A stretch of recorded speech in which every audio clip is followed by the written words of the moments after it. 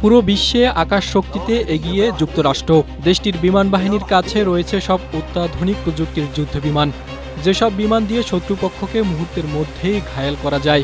মার্কিন যুক্তরাষ্ট্রের বিমান বাহিনীর সক্ষমতা নিয়ে এতদিন মানুষ এমনটাই ধারণা পোষণ করেছে, কিন্তু ইরান যুদ্ধে মার্কিন বিমান বাহিনীর করুণ দৃশ্য দেখল বিশ্ববাসী। মাত্র 15 মিনিটের মধ্যে গত রোববার F-15E স্ট্রাইক ঈগল যুদ্ধবিমান হারায় ওয়াশিংটন। ইরানের ড্রোন ও ক্ষেপণাস্ত্র হামলা ঠেকাতে গিয়ে শত্রুপক্ষের বিমান মনে করে মার্কিন যুক্তরাষ্ট্রের 3টি যুদ্ধবিমান ভূপাতিত করে কুয়েত। তবে একদিনে যুক্তরাষ্ট্রের 3টি বিমান হারানোর ঘটনা এবারই প্রথম নয়।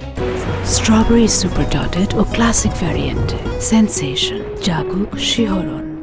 35 বছর আগেও 1991 সালে ইরাকে অপারেশন ডেজার্ট স্টর্ম পরিচালনা করতে গিয়ে ইরাকি বাহিনীর ক্ষেপণাস্ত্রের আঘাতে একদিনে 3টি যুদ্ধবিমান হারায় যুক্তরাষ্ট্র, যার মধ্যে ছিল একটি F-15 যুদ্ধবিমান এবং 2টি F-16C ফ্যালকন যুদ্ধবিমান। দ্য ইউরেশিয়ান টাইমসের এক প্রতিবেদনে এ তথ্য উঠে এসেছে।